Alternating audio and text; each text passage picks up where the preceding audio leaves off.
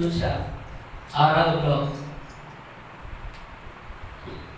సామాన్యంగా నాకు ఏడుపు రాదు. నేను ఎప్పుడు ఏడుస్తానంటే ఏకాంతంగా ఏదైనా ఒక పాట నాకు నచ్చింది అనుకో, దాన్ని విడిచిపెట్టే ప్రసక్తే ఉండదు. ఏకాంతంగా తలుపేసుకొని ఆ పాట పాడుతున్నప్పుడు నాకు తెలియకుండా నేనే ఏడుస్తాను. చాలాసార్లు ఏడ్చిన. చాలా కాలం తర్వాత నేను నా మనసు విప్పి మనసారా ఏడ్చిన. ఇక్కడ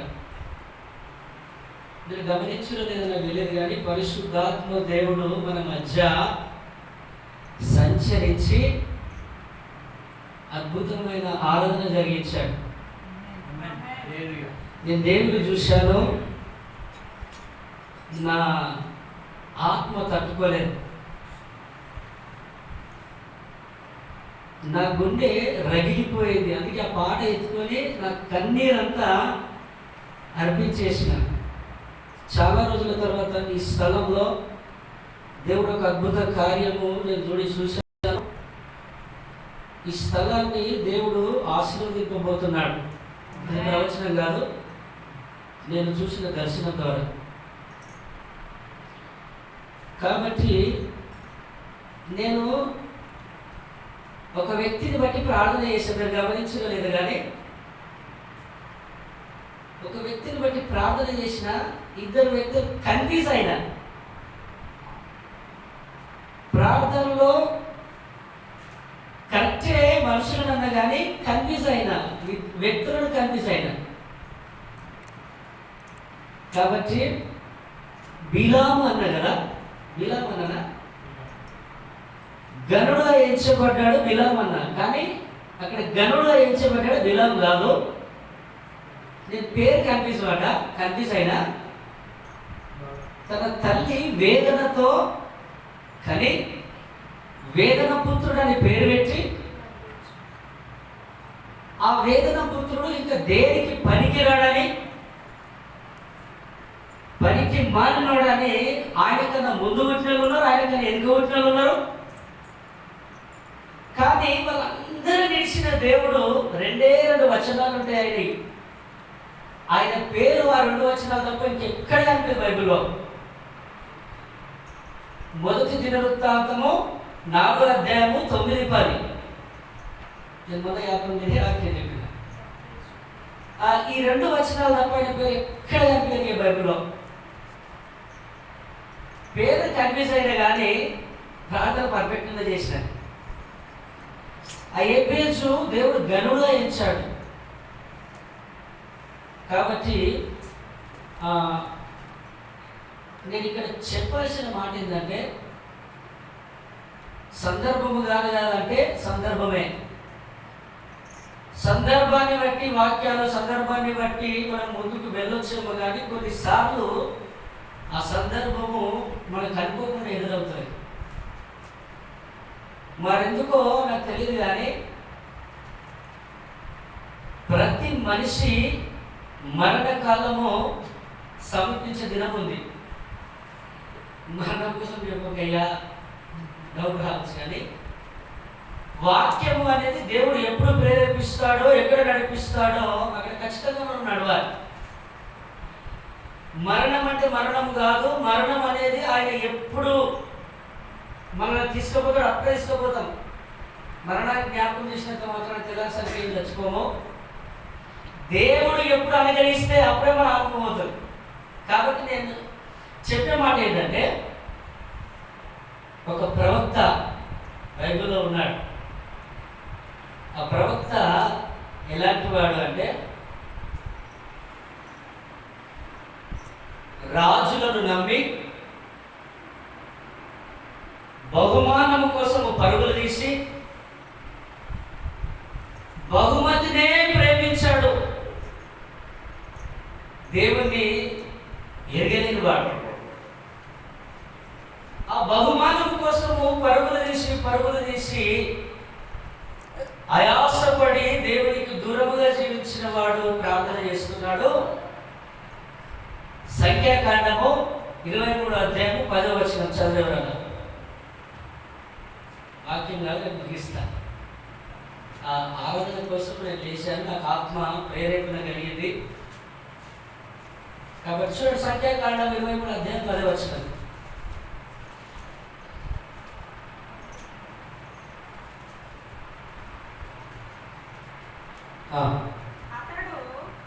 అమ్మా 131 పేజీ నెంబర్, సంఖ్యాకాండం 23:10. యాకోబు రేణువులను ఎవరు లెక్కించగలరు?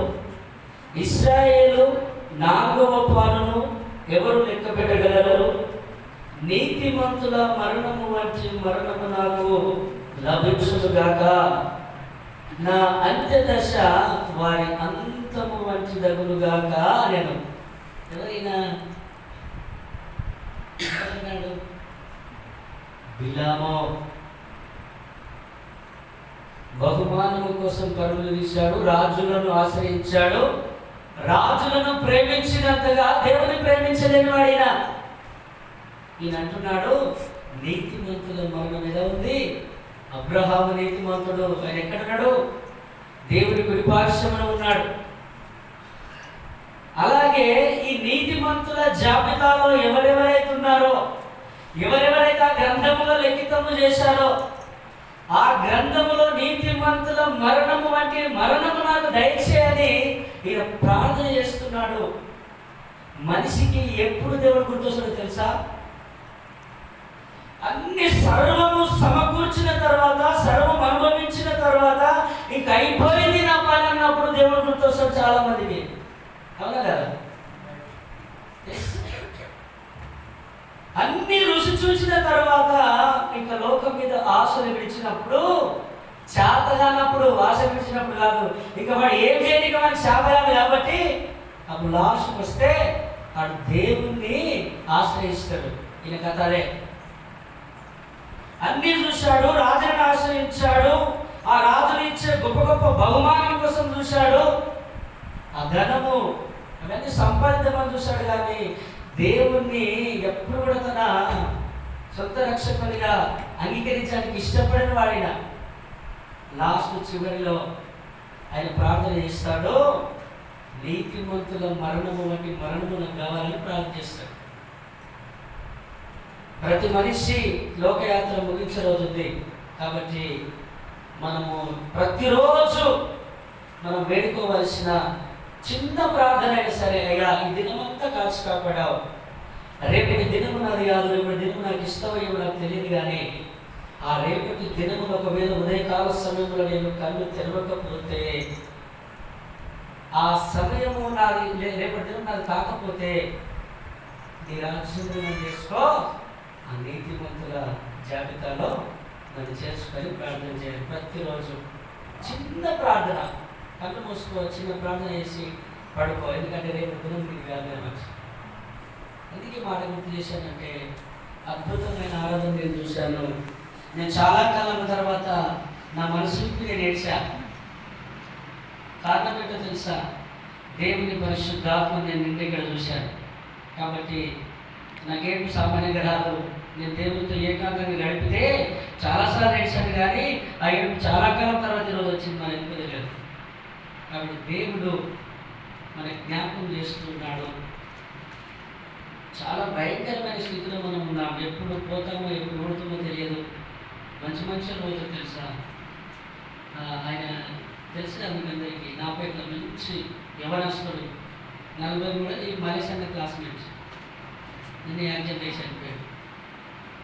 దేవుని ఇక్కడ మా కుటుంబంలో 2 వృద్ధాపంలో ఉన్న తల్లిదండ్రులు ఉన్నారు.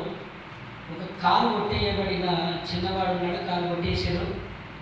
9-10 సంవత్సరాల నుంచి వాడికి కిడ్నీ ఫెయిల్ అయ్యి మరణ పడక మీద కొట్టుమిట్టలు ఆడుతున్న వాడు నడిపాడు ఉన్నాడు. వీళ్ళిద్దరి బాగోగులు, కుటుంబ బాగోగులు చూసుకుంటూ మంచి వాళ్ళు వ్యవసాయం చేసుకుంటూ గట్టిగా ఉన్నాడు పెద్దవాడు. దేవుడు వాడిని తీసుకుపోయాడు. మంచిగా ఉన్నాడు, అందరూ బాగోగులు చూశాడు కాబట్టి నన్ను తీసుకుపోయాడు. కాబట్టి చివరి దినములో, అంత్య దినములలో మనం ఉన్నాం. అంచెదినములివి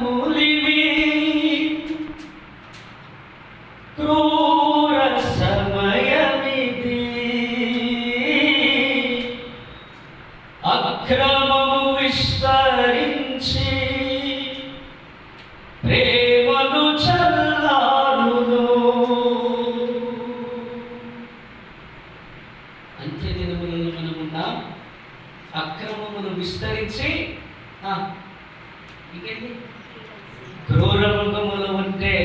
ఉన్నాం.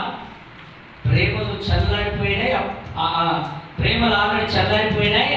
ఆ ప్రేమను మనం ఇంకా పొందుకోవాలంటే తండ్రిని చూడాలి.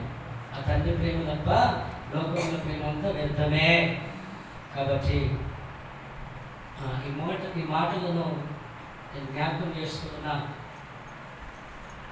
ఎందుకో నేను ప్రశాంత్ అన్నా, అయ్యా నేను ఒక 2 నిమిషాలైనా లేచి నిలబడి మాట్లాడాను. నా ఆత్మ ఒప్పుకోవట్లేడు అవసరం. ఎందుకు తెలుసా? పరిశుద్ధాత్మ దేవుడు, నేను ఎప్పుడు ఇట్లా వాక్యం మధ్య ఎప్పుడు లేదు, గమనించలేదు. నాకు అక్కడ కూర్చుంటున్న మనసు ఒక్కడే. ఒక 2 నిమిషాలైనా ఈ మాటలు చెప్పు చెప్పు చెప్పు అన్న తొందర పెడితే నేను లేచాను. కాబట్టి నేను చెప్పిన మాటలన్నీ కూడా మీకు గుర్తుంటే, భద్రంగా వింటే దేవుడు మిమ్మల్ని దీవించును గాక. ఈ కొద్ది మాటలు దేవుడు దీవించి ఆశీర్వదించును గాక. ఆమేన్. ఏది ఏమైనా 12 అనుకుని 1 కానీ 2 కానీ దేవుని సన్నిధిని అనుభవించడంలో ఆనందము ఇక దేంట్లో లేదు. కాబట్టి 1 గంట నిద్ర పోతమైంది, కానీ మంచి వర్తమానం మనం విందాం. మీరు దానికి సిద్ధపడండి. రైట్.